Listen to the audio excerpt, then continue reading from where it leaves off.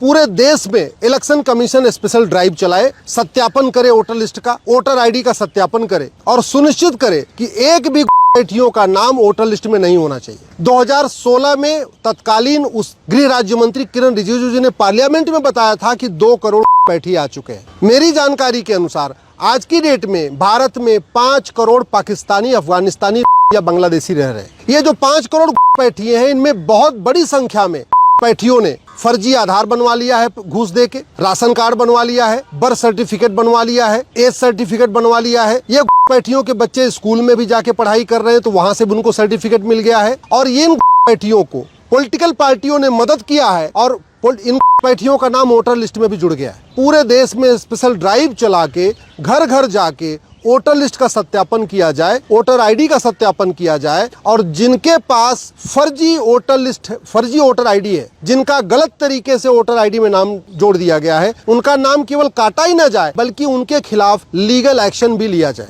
बिहार चुनाव आने वाला है। बिहार में बहुत बड़ी संख्या में पैठियों ने वोटर लिस्ट में अपना नाम जुड़वा लिया है। जो सीमांचल का एरिया है वहां तो 40 से 50% डेमोग्राफी बदल गई है, चाहे वो पूर्णिया है, चाहे कटिहार है, चाहे किशनगंज है, चाहे अररिया है। इसके अलावा बाकी जिलों में भी हर विधानसभा में पैठियों ने 8 से 10 हजार नाम जुड़वा लिए है। बिहार में टोटल 243 विधानसभाएं हैं और ऐसी कोई विधानसभा नहीं है जहां 8 से 10 हजार पाकिस्तानी, अफगानिस्तानी या बांग्लादेशी पैठियों ने वोटर लिस्ट में अपना नाम नहीं जुड़वा लिया। और ये काम किया है बिहार की कुछ पॉलिटिकल पार्टियों ने, वोट की खातिर पैठियों का नाम वोटर लिस्ट में जुड़वाया है। बिहार विधानसभा में या कहीं भी विधानसभा में जो वोट जीत और हार का फैसला होता है 2-3 हजार वोट से होता है और बिहार विधानसभा में प्रत्येक विधानसभा में 8 से 10 हजार पैठियों ने अपना नाम जुड़वा लिया है। इसका मतलब आने वाला जो चुनाव परिणाम होगा, अगर पैठियों का नाम नहीं निकाला गया तो ये पैठिए तय करेंगे कौन जीतेगा कौन हारेगा। बिहार विधानसभा के चुनाव का परिणाम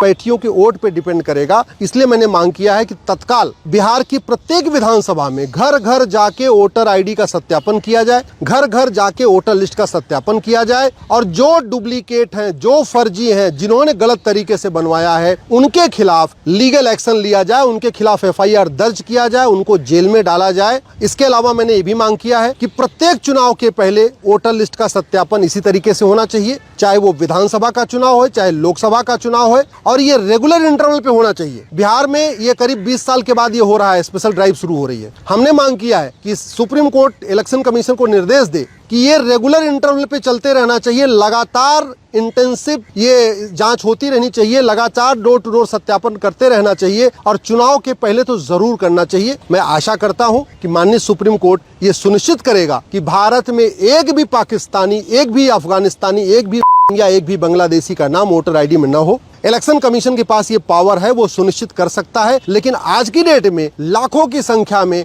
पाकिस्तानी, अफगानिस्तानी या बांग्लादेशी वोटर बन चुके हैं, उनका नाम निकालना वोटर लिस्ट से बहुत जरूरी है। इसलिए हमें पूरा भरोसा है कि माननीय सुप्रीम कोर्ट इलेक्शन कमीशन को डायरेक्शन देगा कि वो ये तुरंत तत्काल पैठियों का नाम वोटर लिस्ट से निकाले और राज्य सरकारों को भी माननीय सुप्रीम कोर्ट निर्देश देगा कि सभी राज्य सरकारें जो पैठियों के मददगार हैं, उनके खिलाफ NSA, UAPA, वेजिंग वॉर, देशद्रोह की धारा लगा के उनको जेल में डालें।